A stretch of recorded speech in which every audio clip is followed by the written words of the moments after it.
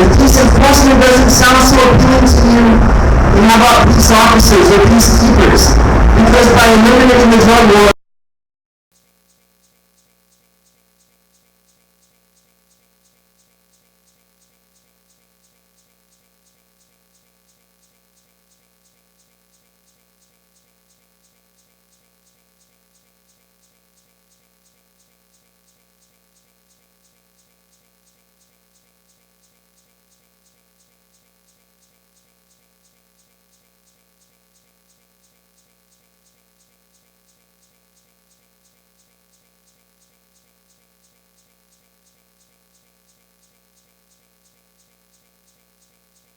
in Fort Worth called Green Spring Technology, and they are pioneering the art and skill of creating these hard plastics out of hemp, which has all kinds of possible uses. So Dave, on behalf of TXNORML and Green Spring Technology, there is your pin, man. Thank you very much. All right, so we're at the Flamingo Cantina, and we really appreciate Angela letting us have our meetings here. And if you see Angela, thank her for letting us be here at the Flamingo Cantina. And the other thing Angela does for us is helps us participate in Austin Reggae Fest every year. And so I believe it was 3 years ago, Bill, correct me if I'm wrong, we were set up at Reggae Fest, and Bill Norton was at Reggae Fest, and he saw somebody walk by him wearing a TXNORML t-shirt. And he was blown away because the design of that t-shirt was the original design from when TXNORML was founded. And so Bill came and found us, and told us, I founded TXNORML back in 1973, and we were totally blown away. And ever since that Reggae Fest, Bill's been hanging out with us. And so it's a fantastic honor to have the founder of TXNORML with us tonight to tell us our origin story.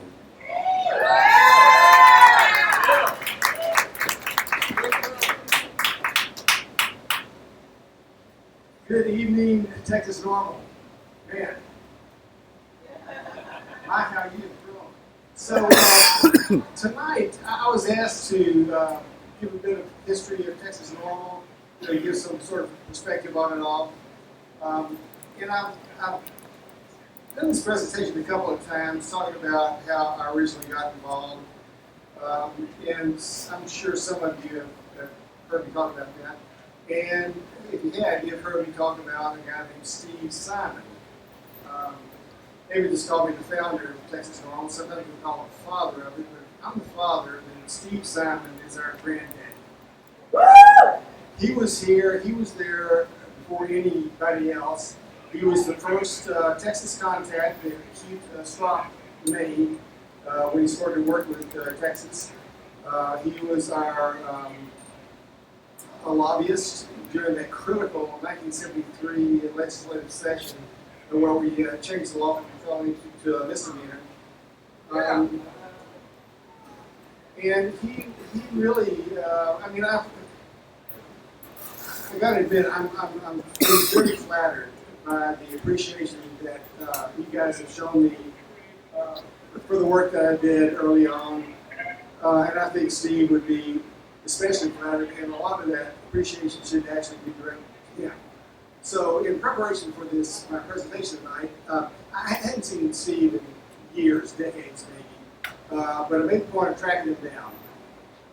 And we had a great telephone conversation, and I told him what TXNORML was up to. But Steve was, as I said, really the founder of it. And I invited him to come to the meeting tonight, and he declined politely and said, give me a rain check. So I didn't think anything else of it until I was walking up just, 30 minutes ago, and I see this old white-haired guy standing in front of the door. I said, Steve Simon, you decided to come join us after all. He said, well, nah, I just have a few minutes here. I really don't have time to stay. And I tried to talk a bit. He's really curious about you guys. And he doesn't quite grasp what this organization has become, this thing that he really was so instrumental in starting. And I thought I was going to get him to come on in and join us for the night, and he sort of slipped away at the last moment. It's like you've got a fish on the line, you're reeling them in, and come on, just as it gets in the boat, it slips off, you know. That's kind of how I felt. But I thought it would be nice to somehow show him our appreciation. Jax went out and got a sort of a thank you card. There it is, right there, holding it up right back there. And I thought, it says thanks, Steve. And I thought we could just sign it and sort of express our appreciation for everything that he did early on. Because, I appreciate all the flattery and Bill Marks founded TXNORML, but most of that recognition really needs to go to Steve. So, with that out of the way, we'll talk about Steve some more. I can't put any of this stuff down, it's go away. Okay, maybe I can get a little closer to the microphone. Can you hear that? Yeah. All right.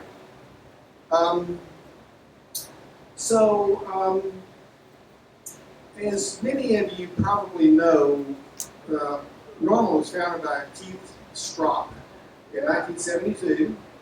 S-T-R-O-U-P. Turns out it's Stroup, not Stroop, not Stroop, Stroup.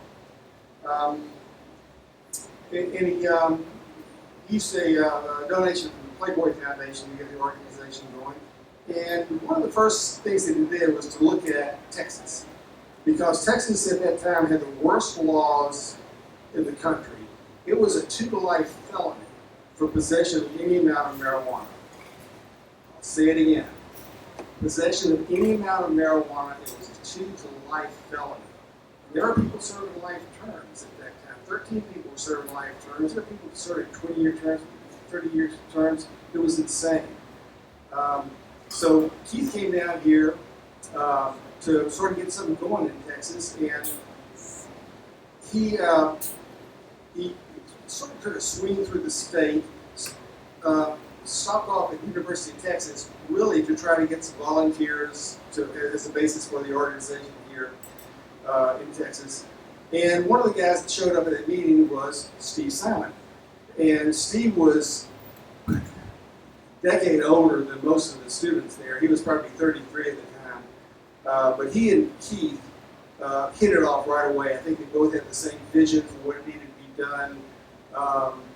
And Steve was a smart, articulate guy who was from an old Austin family, and he knew everybody in town. Austin was a smaller town. And that's how Steve and Keith connected, and Steve became basically the state director of TXNORML at that point.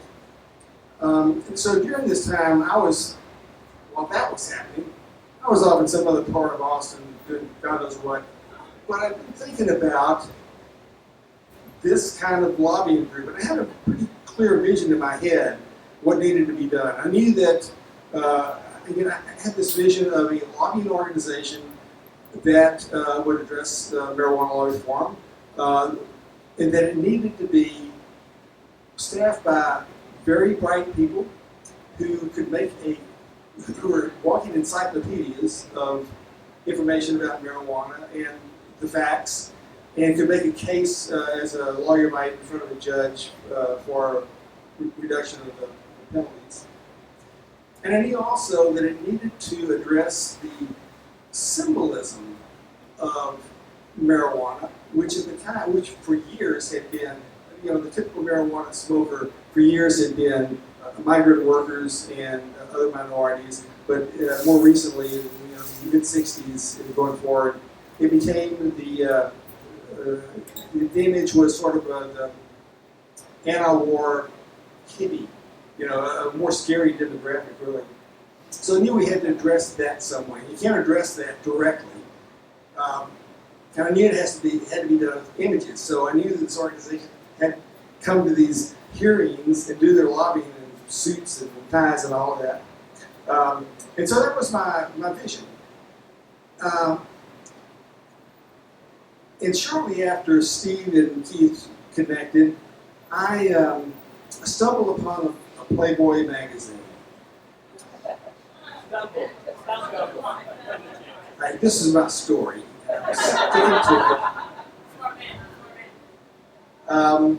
And as I was reading through the articles, I see this ad for this organization called TXNORML, the National Organization for the Reform of Marijuana Laws. And it was a slick ad, well done, with a compelling message there, and in the name, intriguing. National Organization for the Reform of Marijuana Laws. Since we've been talking about repeal and legalization, that sort of thing, but reform was much a broader concept, and it allowed a lot more flexibility. It was less scary too. Many things were less scary. And I was a graduate student in advertising at the time, so I was really studying, how companies position themselves and that sort of thing. So I thought it was just a genius. I was just so impressed with the name, frankly.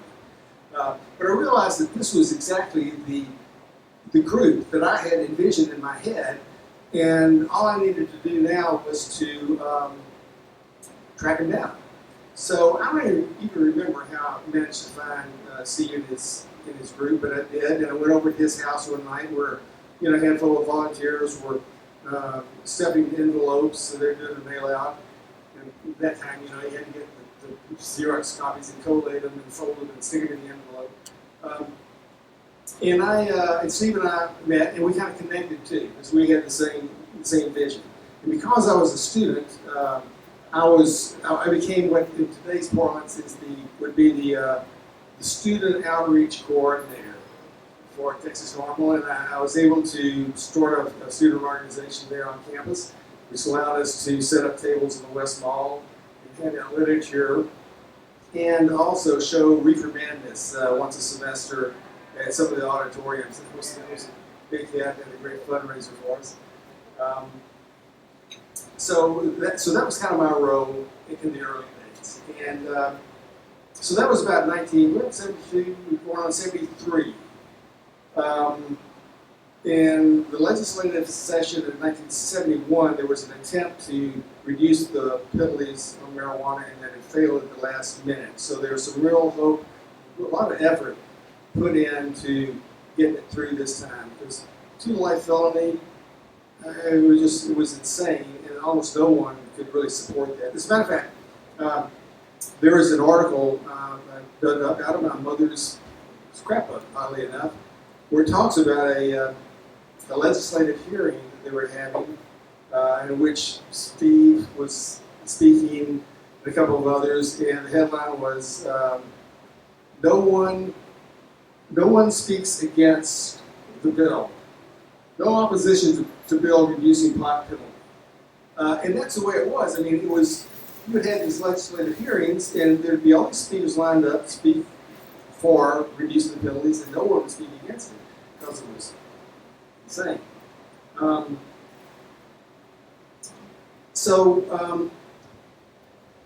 There was a committee called the TXNORML committee that was put together in between those sessions to study marijuana, much like the Schaefer Committee at the national level. Do y'all know about the Schaefer Committee, Nixon's Schaefer Committee? Does that ring a bell for anybody? I'm not seeing any hands. All right. Over here. All right. So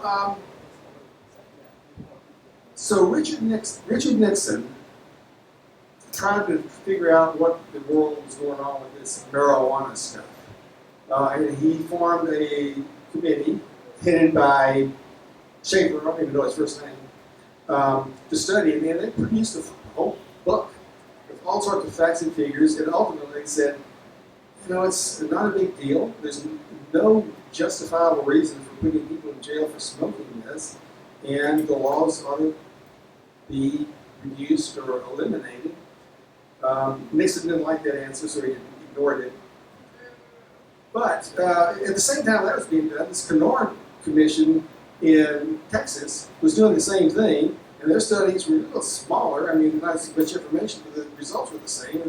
They were recommending decriminalization. So as we went into the 1973 legislative session, we had some really good arguments for decriminalization.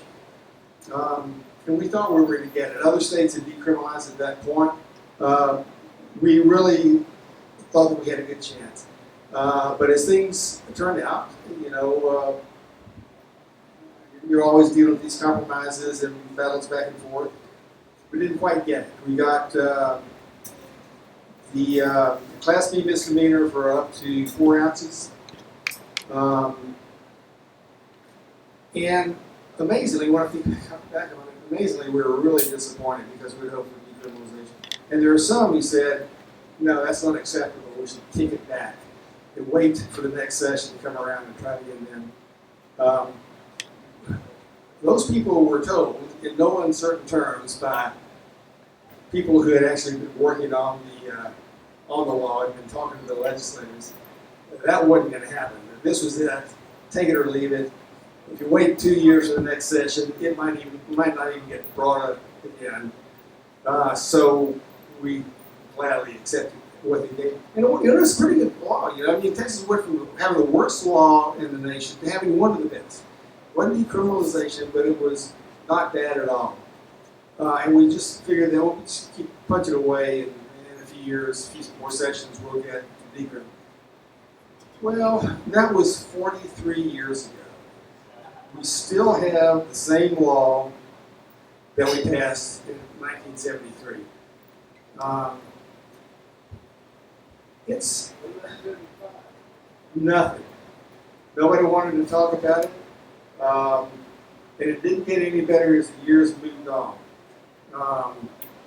Really, for the politicians, they'd spent their capital on getting it down to misdemeanor. And they didn't want to touch it again because there's just nothing in it for them. And then by the time 1980 rolled around and the conservative tsunami had come through the country, I mean, nobody was going anywhere near. I mean, it just wasn't part of the conversation anymore. But we didn't know that at the time, and we were hopeful. We kept plugging away without any success. And I just, at some point, actually, shortly after the 1973 session was over, Steve kind of resigned his position, and I was the state director. And I was working it, but by 1980, I graduated, I got a real job, I got married, and my life just took a different direction. And they kind of put it behind me and forgot about it. But fortunately, other people picked it up. Joshua Schimberg, Shine Weldon, Jax, all these good people out here on the board, they picked up the ball and they're moving it forward in an incredible way. And I'm so impressed with what this group has become. When I was working it was just a bunch of volunteers. It wasn't much of an organization. But this is an impressive group that we have here. And I appreciate what y'all are doing as well.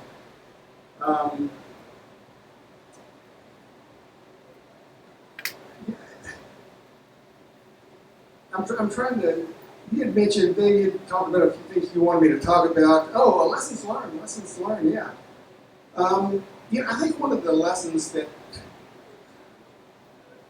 we learned, and I kind of mentioned it, is that you need to be in a position, you need to be ready to compromise on what you're going to get.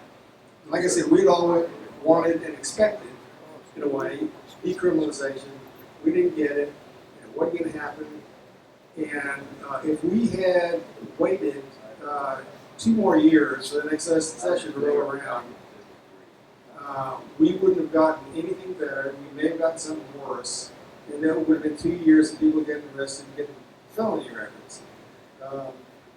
politics is a strange thing. It's been called the art of the possible, and you have to be in a position to recognize what you can and can't do, and to make alliances with people you would never imagine that you would make alliances with. Did any of you guys think that one of your strongest allies in the last session would be a conservative, Republican, fundamentalist Christian who believed that God didn't make mistakes and therefore marijuana is fine? That's not kind of, that was probably wasn't part of the plan at the time. Ron Waters, that's another name I should mention. Thank you. So Ron Waters was the legislator who carried the bill for us in the House. He was from Houston, a young guy. Melrose, yeah. And I think we should tip our hats to him as well. And indeed, after that session, he's the first guy I went to see if he'd be interested in moving a decriminalization bill for us again. And he said, I don't want to be known as the marijuana guy. He just wasn't interested. And I understand, I mean, a lot of people spend a lot of political capital on that bill. But yeah, I'm glad you brought him up because I think he's an important player. And I think we should show our appreciation to him. Willie Nelson, that was another thing you asked me to talk about. Willie Nelson. As you may know, Willie and Keith Strop are good friends. And while back in 75, 76, he had that Texas Opry House. Y'all know about that? Yeah. Yeah. And he so kindly gave us, it was originally just an apartment complex. And so he allowed us to have an office there in one of the apartments. Which is kind of, there wasn't a whole lot that we could do with an office, a little organization like we had. But we did use it as an excuse to throw a grand opening party, which was actually a pretty big hit. Got a lot of people out and made a little money off of that. But Willie Nelson has always just been such a great supporter of our cause. And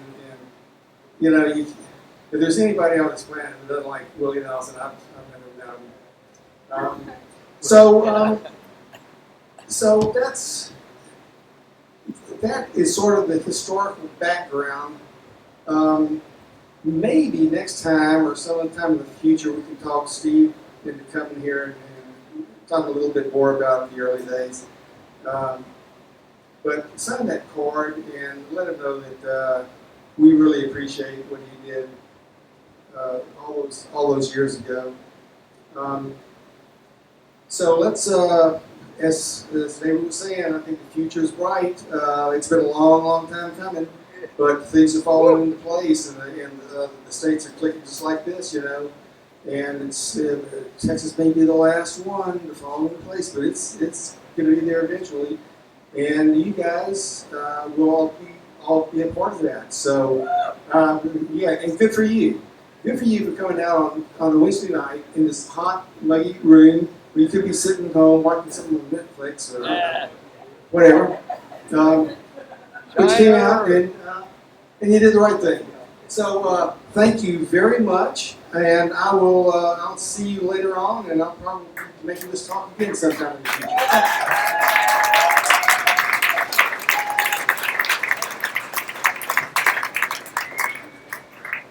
And we have a hemp pin for Bill also. Bill, here's your hemp pin. Enjoy. Like Governor Abbott with that pin. Hey, so I joined TXNORML in 2012. I walked right through that door. I stood right there at that table. I met Cheyenne Weldon. I saw a Vietnam veteran telling Cheyenne Weldon that he was being refused treatment at the VA clinic because he had come up hot on the urinalysis for THC in his blood. And so that started my relationship with TXNORML. And I was so happy that first night when I came here because I looked around the room and I saw some of you, but I knew that I was now with my brothers and sisters. So turn to the person next to you and tell them, hello brother, hello sister. These are our brothers and sisters. And you guys are the hardcore, the ones that when we do legalize marijuana in Texas, and it's not a question now of if, it's just a question of when. When we legalize marijuana in Texas, it will be because of you, because of your dedication and your determination to never stop until we get it legalized. When I joined in 2012, to my knowledge, there were just 3 NORML chapters in Texas really being active, and that was DFW NORML, which is a really large chapter, Texas NORML, and Waco NORML.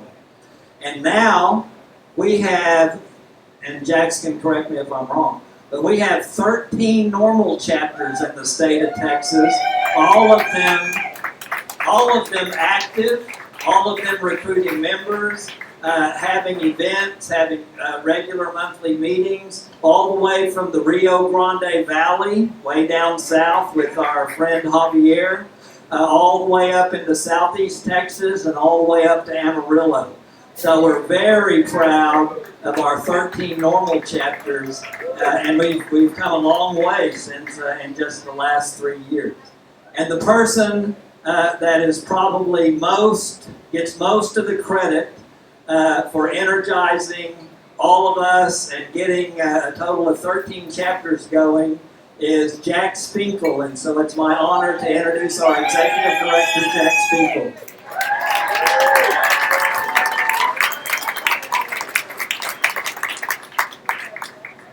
Well, now to be fair, those chapters got started because people had initiative and they went out and did something with themselves, right?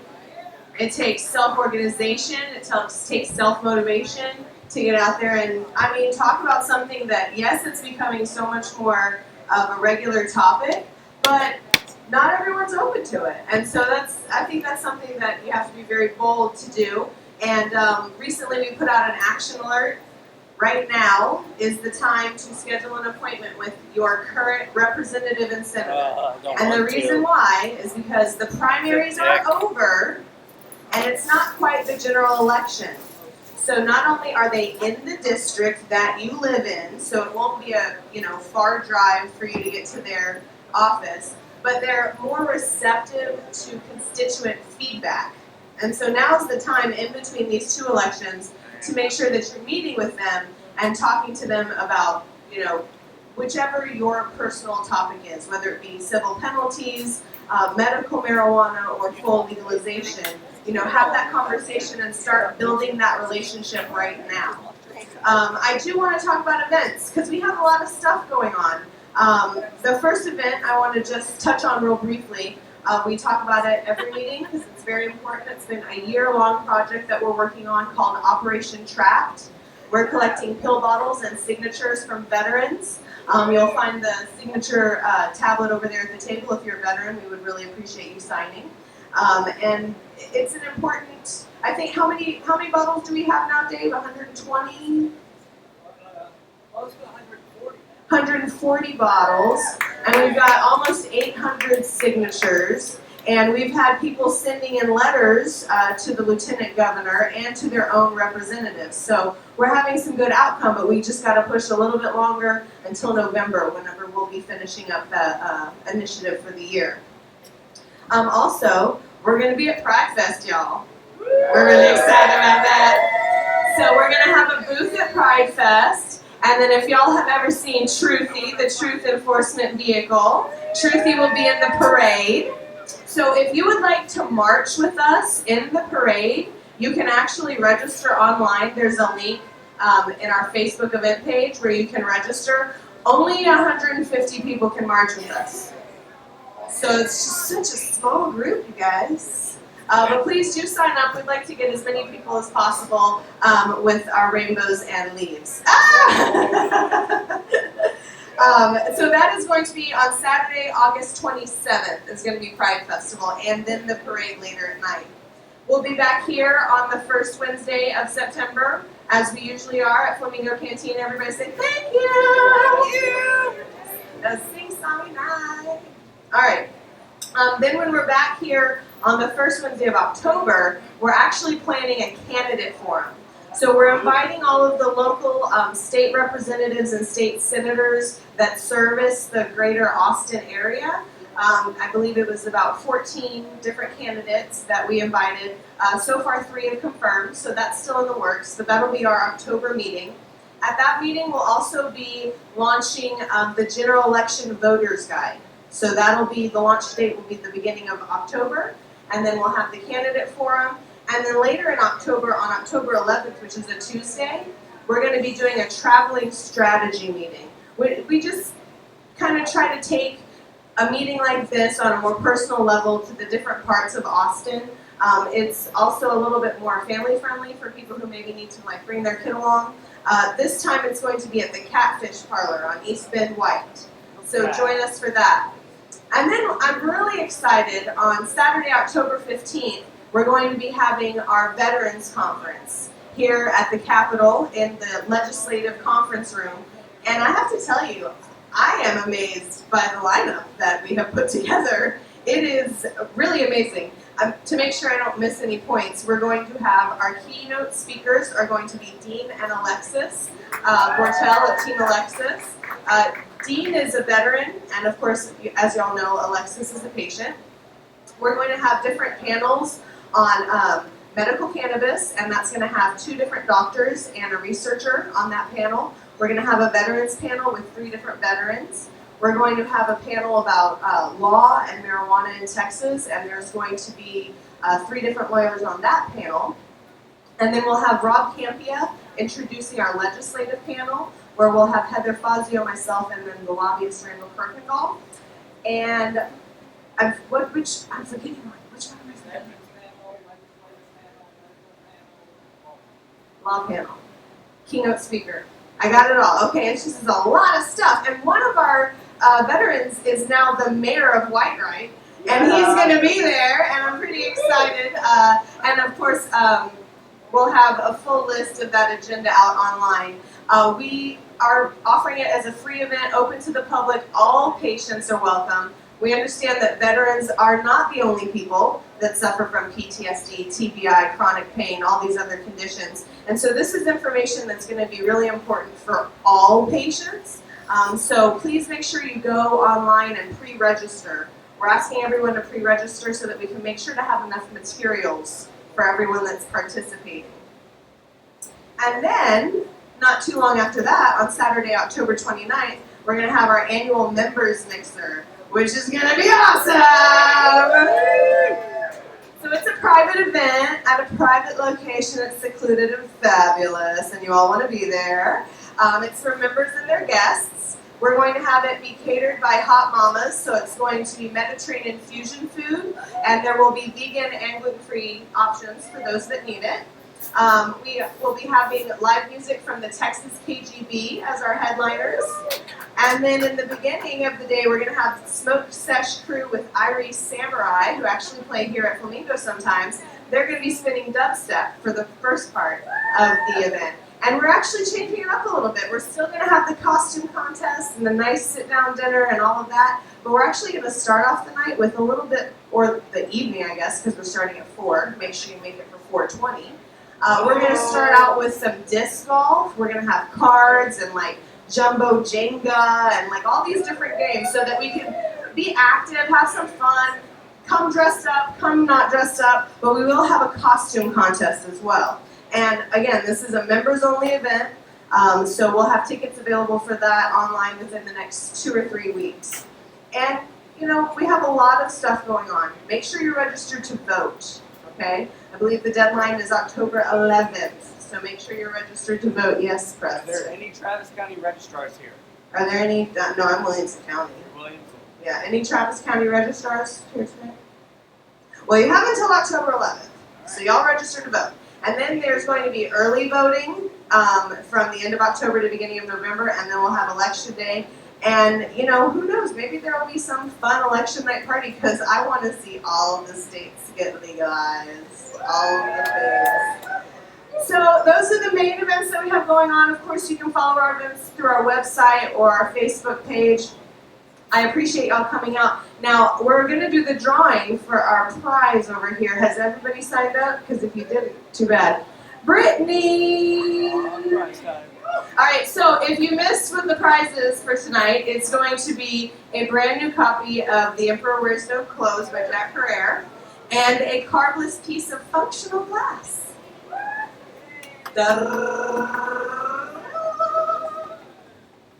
Sarah Music? Congratulations!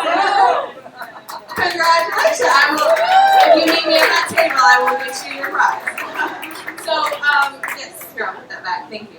So, come and see us next month, first Wednesday of every month here at Flamingo Cantina. I'm going to turn it back over to Dave. Thank you, Dave.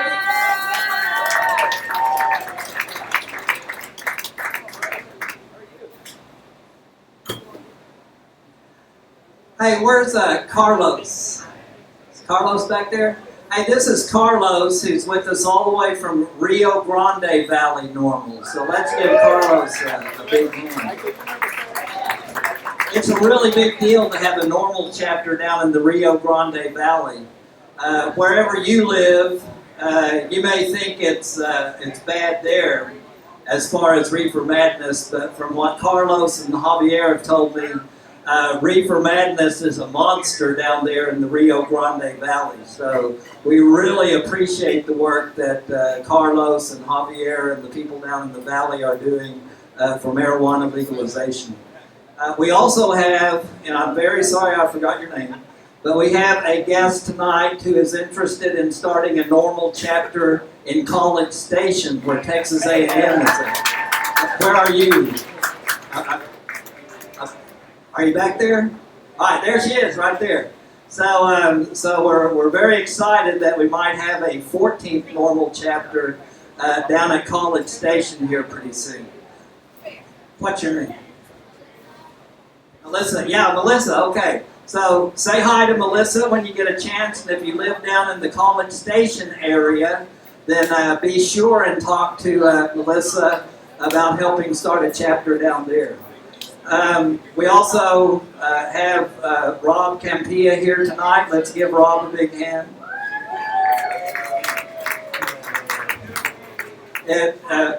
Rob keeps a low profile. He goes in and out. Sometimes we see him, sometimes we don't. But it's going to be a fantastic honor to have Rob speak at our Veterans Conference in October. So be sure and put our Veterans Conference on your calendar. Ladies and gentlemen, we're going to have comedians. Chad is at a comedy fest, so Chad's not here tonight, but he sent Mikey and the comedian crew to entertain us tonight. And then we will have the Mau Mau Chaplains putting that funky reggae beat down for us, which we really appreciate. Thank you, Angela. Thank you, Flamingo Cantina. Be sure and tip your bartender. Thank you to everyone who came out tonight. One love. Woo! Mikey. Holy shit, that's not good. It's very bad. Woo! How are you feeling? We're high. We didn't come here to participate. Pretend you're on Netflix. Are you filming me? Is there a Pokemon next to me? What the fuck's going on? I'm filming you. Are you filming? Am I being filmed? Good. I feel like I'm being filmed all the time now, you know? The NSA, you guys heard of that? The new Santa Claus? Oh, they see you when you're sleeping, and especially when you're jerking off, huh? Anybody seen that? Who's in favor of the NSA?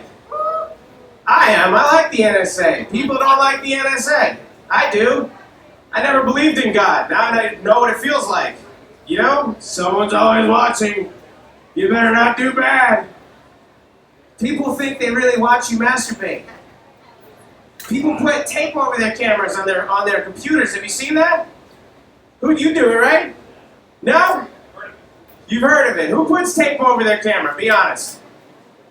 No one points to themselves. People just point at other people. You do? Why? I say give them a show. That's how I jerk off now. I'm like, woo! Woo!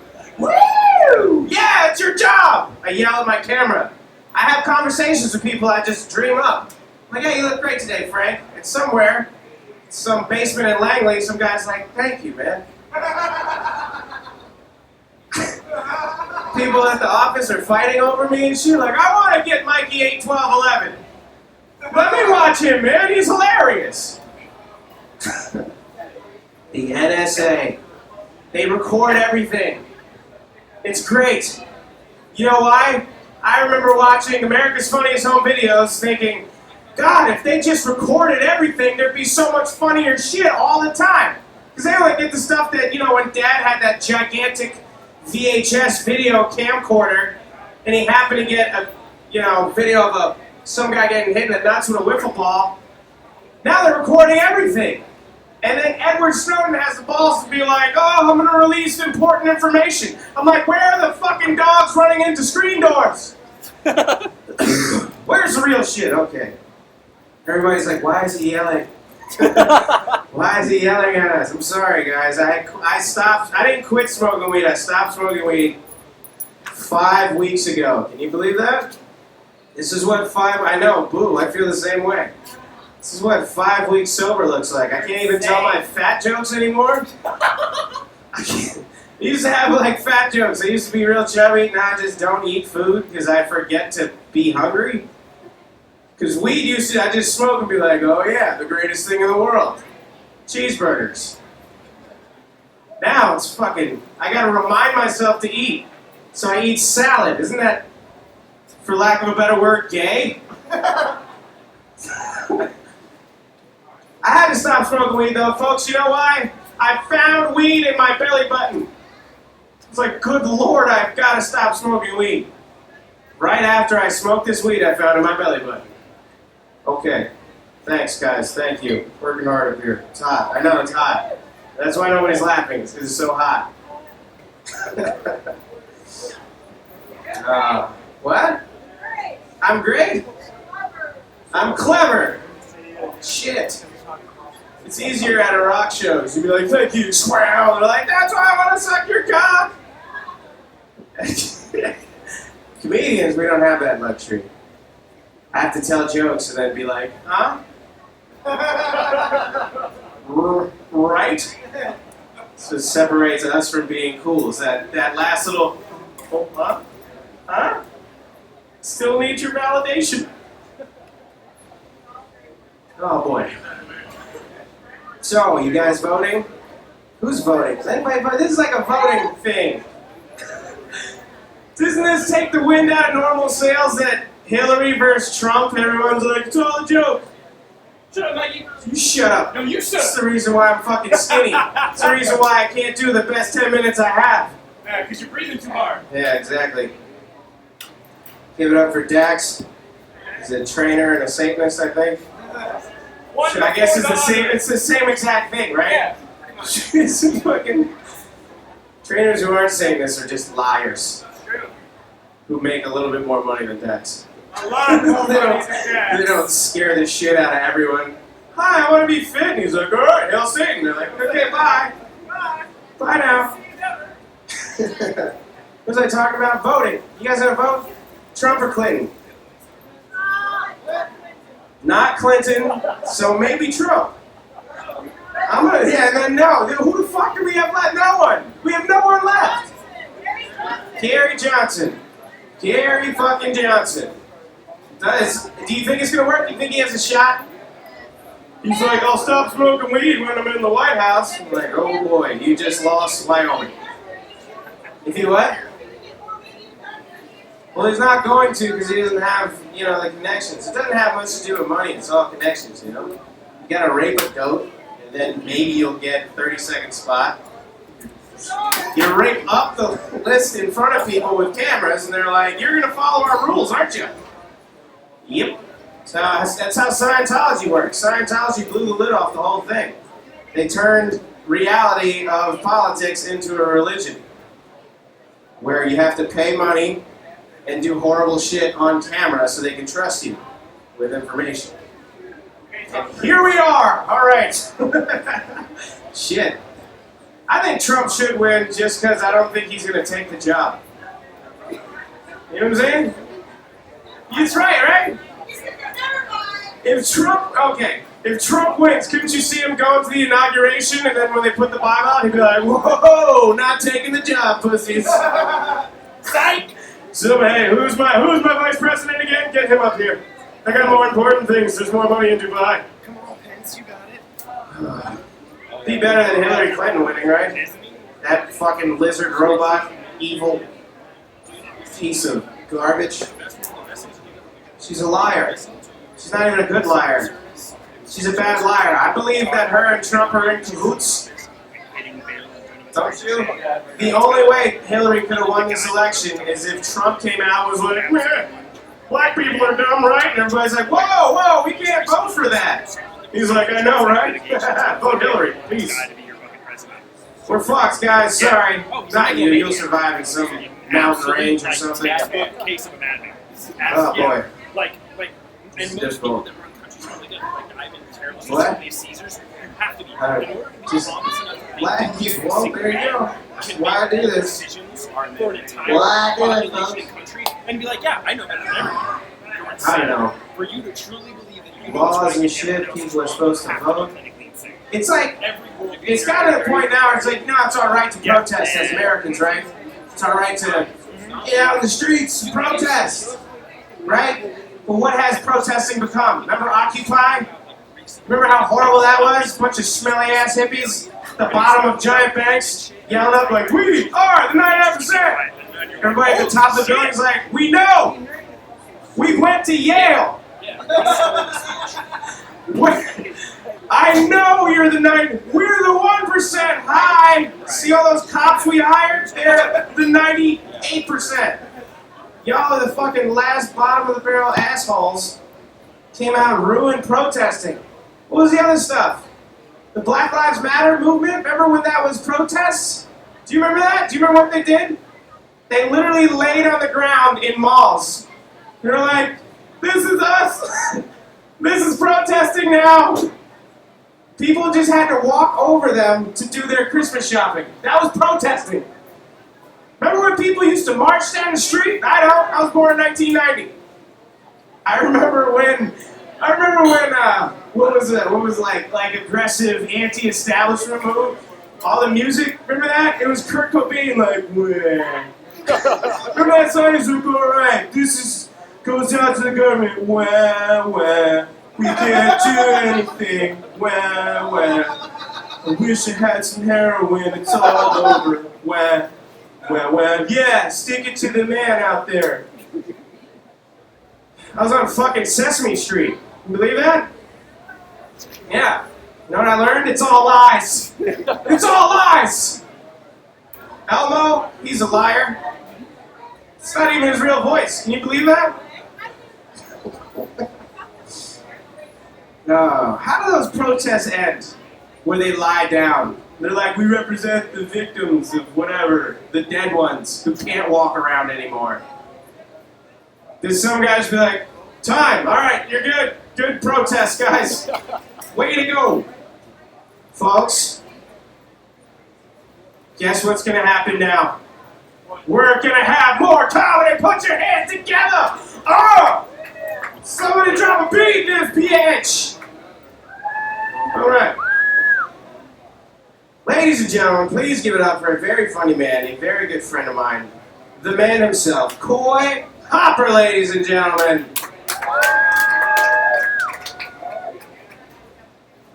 So are y'all like really hardcore Kurt Cobain fans in here? It's like he just did that and y'all stare at him like he was a madman. And I'm like, that's pretty fucking funny. Unless you laughed inside your heart and chose not to like display it, you know.